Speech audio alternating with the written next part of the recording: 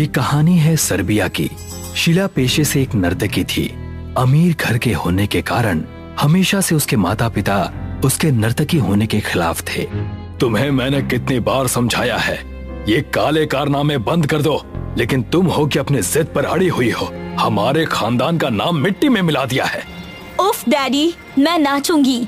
जब तक मेरी सांसें चलेंगी मेरे पैरों को कोई नहीं रोक सकता। तो ठीक है फिर, इस घर से तुम्हारा कोई लेना देना नहीं है। तुम अपना सामान बांध लो और यहाँ से चली जाओ। शीला अपने घर से गुमनाम अंधेरी रात में निकल गई। चारों तरफ अंधेरा हो चुका था। पूर्णिमा की रात थी। चारों तरफ से कुत्तों के रोने की आवाजें आ रही थीं। शीला इस बात से डर चुकी थी। उस घोर अंधेरे में शीला की नजर एक जवान लड़के पर पड़ी, जो रास्ते के बीचों बीच खड़े होकर अजीब तरीके का नृत्य कर रहा था, जिसे देखकर शीला चौंक गई। वो चीखने ही वाली थी कि उस जवान लड़के की नजर शीला पर पड़ी। शीला को देखते ही वो उसका पीछा करने लगा। बचाओ, कोई मुझे बचाओ। अरे ठहरो, मैं तुम्हें कोई चोट नहीं पहुंचाऊंगा। मैं तो बस तुम्हें देखकर उत्सुक हो गया और तुम्हारा पीछा करने लगा। ऐसा भी कोई पीछा करता है भला? तुम इतनी रात को यहाँ क्या कर रहे हो? बीच सड़क पर नाच रहे हो? तुम मेरी छोड़ो, अपनी बताओ, कहाँ जा रही हो? मैं घर छोड़कर आ रही हूँ। शीला ने जॉर्डी से दोस्ती कर ली। शीला ने देखा कि जॉर्डी एक हैंडसम और नौजवान व्यक्ति है, जिसे देखकर उसका मन ललचा सा उठा। वैसे तो मैं स्ट्रीट डांसर हूँ, घर चलाने के लिए कभी कभार छोटे मोटे काम कर लेता हूँ। अरे वाह, डांसर तो मैं भी हूँ। वो दोनों आपस में काफी घुल मिल गए। यानी हर रास्ते या चौराहे पर दोनों एक अजीब किस्म का नृत्य करने लगे। इस बात की खबर शीला के माँ बाप को मिली। उस लड़की से हम उम्मीद ही क्या कर सकते हैं, हाथ से निकल गई है अब वो। उस लड़के के दम पर शीला गुलछर्रे उड़ा रही है। तुम फिक्र मत करो, मैं उन्हें देख लूंगी। शीला की माँ ने जॉर्डी के खिलाफ साजिश रची और अपने 2 गुंडे भाइयों को जॉर्डी का कत्ल करने के लिए भेज दिया। आज कितनी सुहानी रात है ना? इस चांद से भी ज्यादा खूबसूरत तुम नजर आ रही हो। क्या कहा? सच? चांद से ज्यादा खूबसूरत? लेकिन मैं चांद तुम्हें क्यों कहूँ? चांद पर तो लोग जूते पहनकर जाने लगे हैं। शीला और जॉर्डी आपस में बात कर ही रहे थे कि वहाँ शीला के दोनों गुंडे मामा आ गए और उन्हें एक दूसरे के बाहों में झूमता देख उनका खून खौल उठा। चलो तो मेरे साथ डांस करो। आज मैं तुम्हारी फेवरेट डांस करके दिखाऊंगी, सर्बियन डांस। शीला और जॉर्डी नाचने लगे। दोनों गुंडे उन्हें चुपचाप देख रहे थे। सर्दी की रात थी। दोनों एक दूसरे के आगोश में आ गए। जैसे ही दोनों गले मिले, शीला के मामा ने अपनी खूंखार तलवार निकाली और जॉर्डी के सर पर वार कर दिया। जॉर्डी का सर उसके धड़ से अलग हो गया। सारे खून के छींटे शीला के चेहरे पर जा गिरे। नहीं, नहीं, ये नहीं हो सकता, ये नहीं हो सकता। शीला अपने प्यार की लाश को देखकर बेहोश हो गई। शीला को जबरदस्ती घर में रस्सी से बांध कर रखा गया। शीला जॉर्डी का हादसा भूल नहीं पा रही थी और शीला ने उसी रस्सी से अपनी जान जॉर्डी के नाम कुर्बान कर दी। यानी उसने आत्महत्या कर ली। घर की दीवार पर लिखा, मेरी मौत का कारण मेरा परिवार है। ये बात पूरे शहर में आग की तरह फैल गई। शीला की लाश को उसके माता पिता ने बिना किसी विधि के ही दफना दिया। क्या फायदा ऐसी बेटी का जो हर जगह आवारा गर्दी करती हो। ऐसी बेकार औलाद भगवान किसी को ना दे। इससे भला तो ये है कि उन्हें बिना औलाद के ही रखे। कुछ दिन बीत चुके थे। शीला और जॉर्डी की प्रेम कहानी खत्म हो चुकी थी। एक दिन रॉबर्ट अपने बाइक से अपनी पत्नी के साथ उसी चौराहे की तरफ जा रहा था जहां शीला और जॉर्डी नाचा करते थे। रॉबर्ट अपनी पत्नी कैरोल के साथ जा ही रहा था कि एक भयानक शक्ल की औरत उसके गाड़ी के सामने आ गई। रॉबर्ट से गाड़ी संभल ना सकी और गाड़ी पेड़ में जा टकराई। आप गाड़ी देखकर नहीं चला सकते क्या? हमें कुछ हो जाता तो? अरे, तुम्हारे सर से तो खून बह रहा है। चलो जल्दी से हॉस्पिटल चलो, यहीं पास में सिटी हॉस्पिटल है, जल्दी चलो। कैरल अपने पति रॉबर्ट को लेकर सिटी हॉस्पिटल चली गई। रॉबर्ट की आंखों के सामने बार बार वही महिला आ रही थी। हॉस्पिटल में जाकर रॉबर्ट ने अपने सर पर पट्टियां बंधवाई और बाहर की तरफ देखने लगा। उतने में उसकी नजर उसी औरत पर पड़ी जो ठीक एक लाइट के खंबे के नीचे अजीब तरीके का नृत्य कर रही थी, वैसा ही जैसा शीला और जॉर्डी नाचा करते थे, जिसे देखकर वो एकदम डर सा गया। कैरल, कैरल, ये देखो, ये देखो। नीचे एक औरत नाच रही है। तुम्हें कुछ अजीब नहीं लग रहा? कौन सी औरत रॉबर्ट? नीचे तो कोई नहीं है। तुम ये कैसी बातें कर रहे हो? रॉबर्ट अपनी आंखें मीच कर दोबारा उस जगह पर देखता है। उसे तब वहाँ पर कुछ नजर नहीं आता। कैरल उसकी मरहम पट्टी करवाकर उसे घर ले जाती है। हो ना हो उस लड़की का मुझसे कोई नाता जरूर है। वो मुझे अपने आप ही क्यों नजर आ रही है? रॉबर्ट अपने बालकनी में खड़े होकर घर के बाहर देखने लगा और जैसे ही उसका ध्यान नीचे गया, उसने देखा कि वही औरत वहाँ पर एक अजीब तरीके का डांस कर रही है और उसकी लाल आंखें रॉबर्ट की तरफ ऊपर देख रही हैं। कैरल, कैरल, ये देखो। क्या हुआ? आप इतना चीख क्यों रहे हैं? वो देखो नीचे, वही औरत है जो हमारी गाड़ी के सामने आई थी। कैरल ने नीचे की तरफ झांक कर देखा, लेकिन उसे वहां कोई भी नजर नहीं आया। उतने में उनके घर का दरवाजा जोर जोर से कोई खटखटाने लगा, जिसे सुनकर दोनों बेहद डर गए।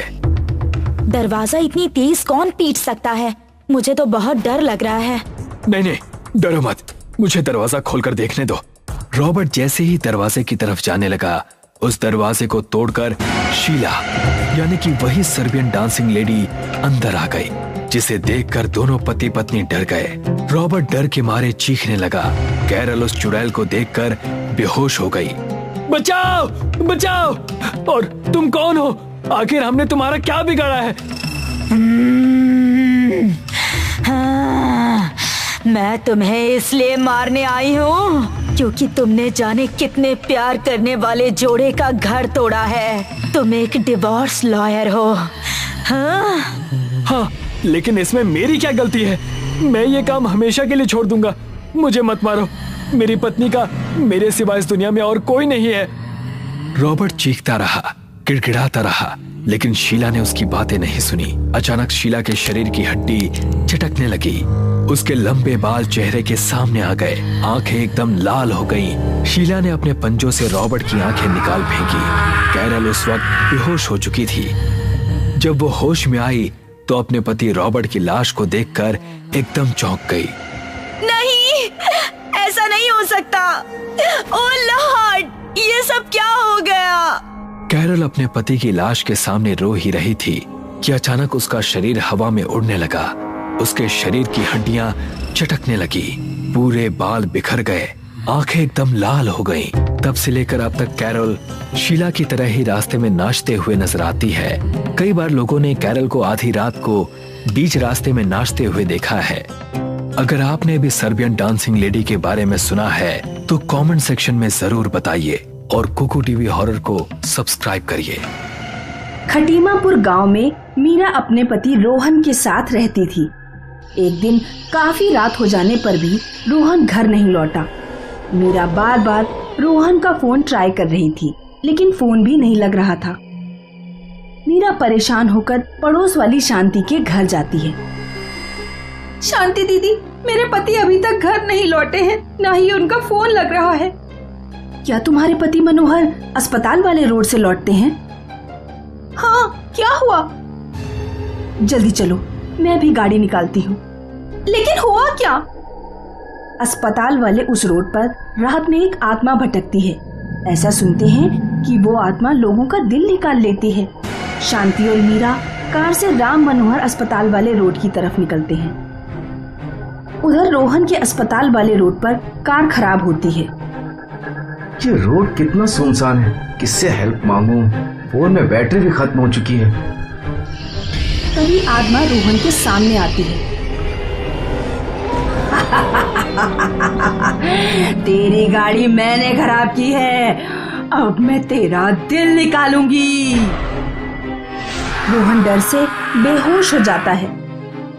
आत्मा रोहन के सीने में हाथ डालकर रोहन का दिल निकालने ही वाली होती है कि तभी मीरा और शांति कार से वहां पहुंच जाते हैं। शांति चुड़ैल पर गंगा जल छिड़क देती है। आ जा रही हूँ, लेकिन जैसे ही मौका मिलेगा वापस आऊंगी। ऐसा कहकर आत्मा वहां से चली जाती है। मीरा रोहन के मुंह पर पानी के छींटे मारती है।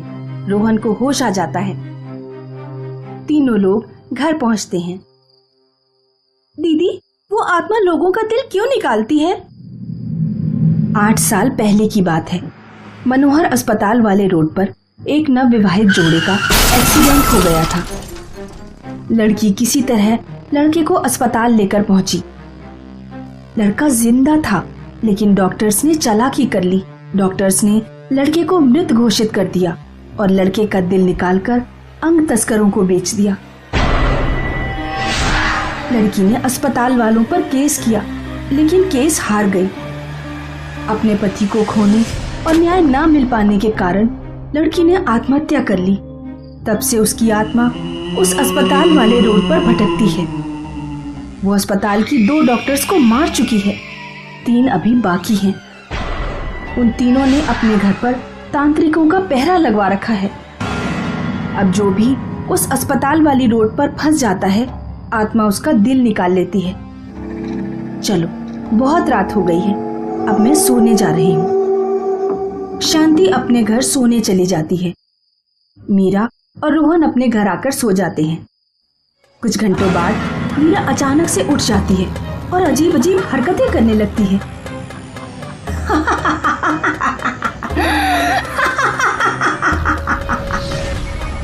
रोहन घबराकर उठ बैठता है। मीरा, मीरा ये क्या कर रही हो? क्या हो गया है तुम्हें? मीरा टेबल पर पड़ा चाकू उठाती है और रोहन पर हमला करने के लिए दौड़ती है। तू उस समय तो मुझसे बच गया, लेकिन अब नहीं बचेगा। रोहन दौड़कर कमरे से बाहर जाता है और मीरा को कमरे में ही बंद कर देता है। मीरा अंदर कमरे में भयानक तरीके से चिल्लाती है। रोहन शांति का दरवाजा खटखटाता है। शांति दरवाजा खोलती है। शांति दीदी, मीरा को अचानक पता नहीं क्या हो गया, वो मेरे ऊपर हमला कर रही है। लगता है वो अस्पताल वाले रोड की आत्मा मीरा के शरीर में घुस गई है। मैं अभी फोन करके तांत्रिक को बुलाती हूँ। शांति फोन करती है और तांत्रिक को बुलाती है। कुछ देर बाद तांत्रिक आता है और दरवाजा खोलता है।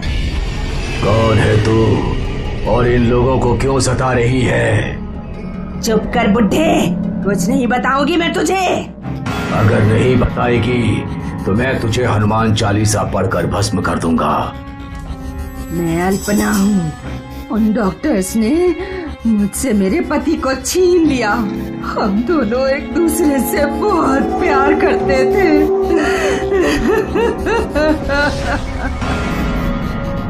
मैं तुम्हारा दर्द समझ सकता हूँ, तुम बस मुझे एक मौका दो। मैं उन अस्पताल के बाकी डॉक्टर्स को सजा दिलवाऊंगा। मेरा भरोसा करो, मैं एक वकील हूँ। जब आज तक मुझे न्याय नहीं मिला तो अब क्या मिलेगा? प्लीज मुझे एक मौका दो खुद को साबित करने का, और मेरी पत्नी को छोड़ दो। ठीक है, मैं तुम्हें एक मौका देती हूँ। अगर उन डॉक्टर्स को तुम सजा नहीं दिलवा पाए तो मैं वापस आऊंगी। इतना कहकर आत्मा मीरा के शरीर को छोड़ देती है। रोहन अस्पताल के डॉक्टर के खिलाफ केस लड़ता है और तीनों डॉक्टर्स को फांसी की सजा दिलवाता है। तब आत्मा हमेशा हमेशा के लिए गायब हो जाती है। मीरगंज में आज मेघना की शादी थी। मेघना के पिताजी सेठ रायचंद बहुत डरे हुए थे। रायचंद के दोस्त राघव गुप्ता रायचंद के घर पहुंचते हैं। अरे रायचंद, ये किस तरह की शादी हो रही है गांव में? बिल्कुल सन्नाटा है, कोई रौनक नहीं है। दोस्त क्या बताऊं, इस गांव में कटे हाथों वाली चुड़ैल का साया है। कटे हाथों वाली चुड़ैल? पिछले कई सालों से जब भी गांव में किसी लड़की की शादी होती है तो वो चुड़ैल गांव में आती है और दुल्हन के हाथ काट कर ले जाती है। अच्छा, तो ये बात है, तभी तुम गांव के लोग इतना डरे हुए हो। लेकिन तुम चिंता मत करो, मैं एक साइकियाट्रिस्ट हूँ। मैं भूतों के बहुत से केस हैंडल कर चुका हूँ। तभी अचानक से मेघना दौड़ते हुए आती है। क्या हुआ बेटी, इतनी घबराई हुई क्यों हो? पापा जल्दी चलिए, चुड़ैल अपने पैरों से हमारे टॉमी का गला घोट रही है। रायचंद, मिस्टर गुप्ता और मेघना दौड़कर जाते हैं। तब तक चुड़ैल टॉमी को मारकर जा चुकी होती है। तीनों बहुत दूर एक घर में चुड़ैल को घुसते हुए देखते हैं। यहाँ चुड़ैल की एक झलक दिखाई देती है। रायचंद और गुप्ता चुड़ैल का पीछा करते हुए उस घर में पहुंचते हैं, लेकिन चुड़ैल उस घर के सारे लोगों को भी मार चुकी होती है। घर की फर्श पर सारे लोगों की लाशें पड़ी होती हैं। कटे हाथों वाली चुड़ैल रायचंद्र और गुप्ता के सामने आती है। आओ मीरचंद के जालिमों, इस गांव में जिस लड़की की भी शादी होगी उसे अपने हाथों की बलि देनी पड़ेगी। आज तुम्हारी लड़की की बारी है रायचंद्र। लेकिन क्यों? तभी अचानक चुड़ैल गायब हो जाती है और बाहर से मेघना के चीखने की आवाज आती है। पापा बचाओ, बचाओ! रायचंद्र और गुप्ता बाहर भागते हैं। जब तक वे दोनों मेघना के पास पहुंचते हैं, चुड़ैल मेघना के दोनों हाथ काटकर ले जा चुकी होती है। रायचंद्र रोने लगता है। मेरी बेटी, वो जालिम चुड़ैल मेरी बेटी के दोनों हाथ ले गई। कोई गांव वाला बचाने नहीं आया। भगवान, ये तूने क्या किया? तभी गुप्ता की नजर धरती पर पड़े एक फटे हुए कपड़े पर पड़ती है। रायचंद, रोना बंद करो। ये देखो, चुड़ैल की साड़ी का कपड़ा लगता है। ये किसी चीज से फंसकर फट गया है। तो अगर किसी चुड़ैल के कपड़े में हनुमान की मूर्ति लपेट कर रख दो तो उसे अपने काबू में किया जा सकता है। तुम अपने घर से एक हनुमान की छोटी मूर्ति ले आओ। हो सकता है तुम्हारी बेटी के हाथ वापस मिल जाए। मिस्टर गुप्ता चुड़ैल के कपड़े में जैसे ही हनुमान की मूर्ति लपेटते हैं, वैसे ही चुड़ैल की रो रोकर चिल्लाने की आवाज आने लगती है।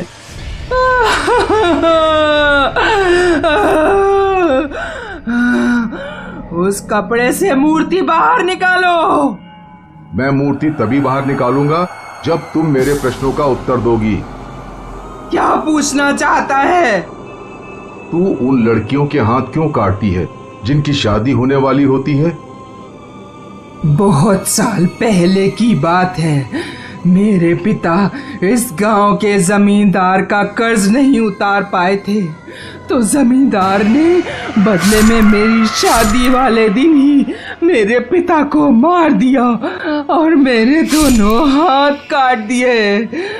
किसी गांव वाले ने ना मुझे बचाया और ना मेरे पिता को।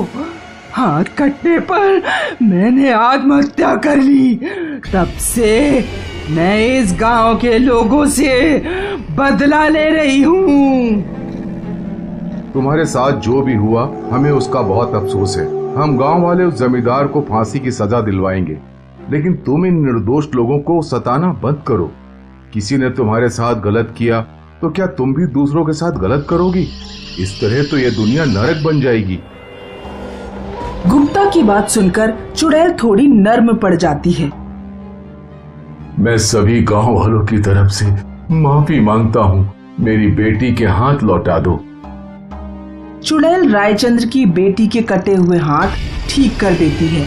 गांव वाले मिलकर गांव के जमींदार को फांसी की सजा दिलवाते हैं।